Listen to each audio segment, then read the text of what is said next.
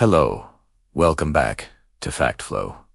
History is full of wars, inventions, and revolutions, but sometimes it's also just plain weird. Today, we'll dive into strange but true historical events that actually happened. From a war fought over a bucket to a time when a single man survived 3 atomic bombings. Stay tuned. These stories will blow your mind. The War of the Bucket. Yes, you heard that right. In the year 1325, a war broke out in Italy between the cities of Modena and Bologna, and the cause, a wooden bucket. You see, the soldiers of Modena stole a bucket from a well in Bologna, and Bologna demanded it back. Modena refused, and soon over 30,000 soldiers were fighting in what became known as the War of the Oaken Bucket. It lasted 18 months and ended without any clear winner. Each side claimed victory, and the bucket, it's still a mystery.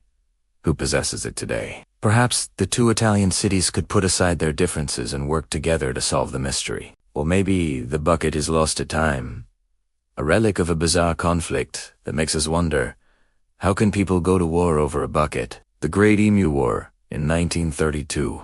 Australia found itself facing an unexpected enemy, emu. Farmers in Western Australia were struggling with the large flightless birds destroying their crops, so they appealed to the military for help. At the time, the Great Depression had left many soldiers unemployed, so they jumped at the chance to earn some money. On November 2nd, 1932, the soldiers set off to the small town of Campion, armed with Lewis guns, each capable of firing 1,200 bullets per minute. What followed was one of the strangest battles in history. The emus flew away before the soldiers arrived, so they set up camp. Then the birds came back to feed on the soldiers' supplies. The farmers wanted all the emus killed, but the soldiers underestimated their agility. The emus were too fast and scattered in groups, making them impossible to hunt efficiently. As dusk approached, the emus gathered in larger numbers, allowing the soldiers to get closer and fire more accurately. By the end of the first day, they had killed around 500 emus. Over the next few days, the soldiers moved to different locations, continuing to shoot the emus. After wasting thousands of bullets, the army eventually gave up and left. The emus literally defeated the Australian military. In the end, the farmers suffered more crop damage, and the soldiers went home empty-handed. The Great Emu War became a source of national embarrassment for Australians, who made fun of themselves through books, cartoons, and even movies. The Dancing Plague. We have a story about a plague that had people dancing. Imagine walking down the street and seeing people dancing uncontrollably. They jump and leap, twirl and spin. Unable. To stop. If you thought this might be a scene from a movie, think again. It actually happened in 1518 in Strasbourg, France. In July, a woman was seen dancing in the streets. She danced non-stop for several hours and refused to stop even when she collapsed from exhaustion. Soon, other people started dancing, too. Dozens of men, women, and children joined her, dancing uncontrollably for days. Some collapsed from exhaustion. Others died of heart attacks or strokes. No one knew what to do. Doctors were baffled. The dancing continued. After 5 days, many stopped dancing, but others continued for weeks. Some became too weak to continue, and others simply died.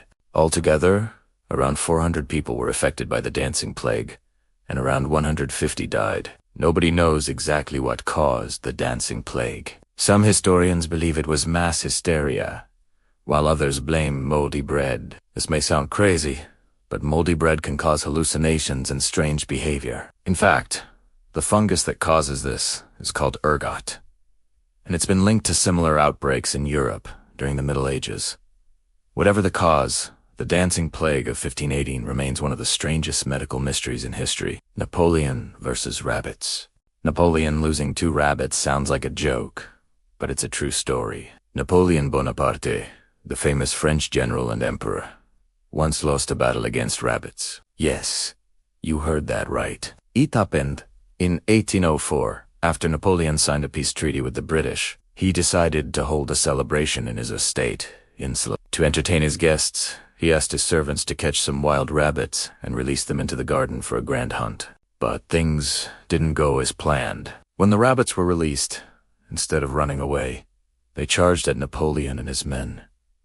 It seemed like they wanted to attack humans. Startled and confused, Napoleon and his party fled in all directions. Some ran to hide behind trees, while others jumped into nearby carriages. Napoleon himself had to jump into a waiting carriage and be driven away as the rabbits chased after him. The rabbits' sudden aggression surprised everyone. At first, they thought the animals might be rabid or poisonous. Later, someone realized that the rabbits weren't wild, but tame farm rabbits that had been raised by humans. They had seen Napoleon and his guests as potential food sources and acted accordingly.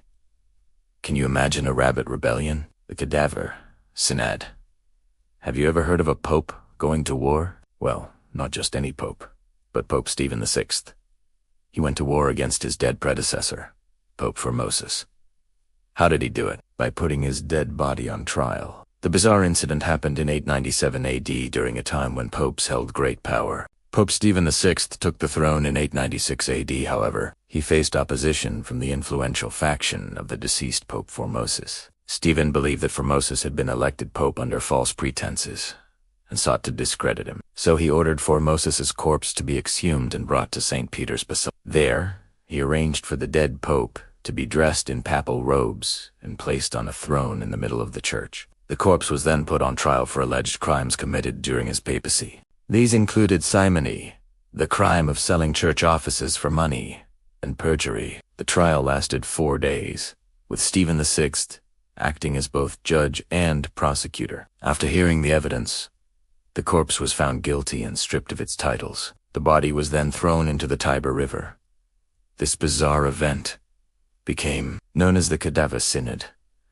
Nobody had ever tried to put a dead pope on trial before. Was it just a way for Stephen VI to eliminate his rival's influence, or something more sinister? We may never know the real reason. Tsutomu Yamaguchi, the man who survived 2 atomic bombs. Let's meet a man who survived 2 atomic bombs. Tsutomu Yamaguchi's name is etched in history as the sole survivor of 2 atomic bombings. Born on March 16, 1916, in Nagasaki, Japan. Yamaguchi's life took a dramatic turn on August 6, 1945, when he was in Hiroshima for work. Suddenly, a blinding light engulfed the city. Yamaguchi found himself injured and surrounded by a scene of devastation. Miraculously, he managed to return home to Nagasaki, unaware that another tragedy was about to strike. Just 3 days later, on August 9, 1945, Nagasaki was also struck by an atomic bomb. Yamaguchi, who had survived the Hiroshima bombing, was once again caught in the destructive force of an atomic weapon.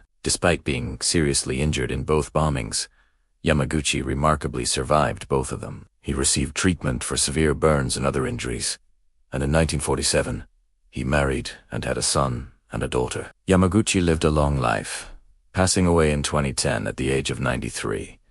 Throughout his life, he remained an advocate for world peace, sharing his harrowing experiences to raise awareness about the devastating consequences of nuclear weapons. Throughout history, there have been many strange events that defy explanation. From the mysterious dancing plague of 1518 to the bizarre Cadaver Synod of 897, these tales are sure to leave you questioning the nature of reality. But perhaps the most fascinating stories come from real life, like the ordeal of Tsutomu Yamaguchi, the only person to survive 2 atomic bombings. Whether you prefer fictional mysteries or real-life dramas, there is no denying that history is full of strange and perplexing events that continue to baffle us today. Now it's time to hear from you.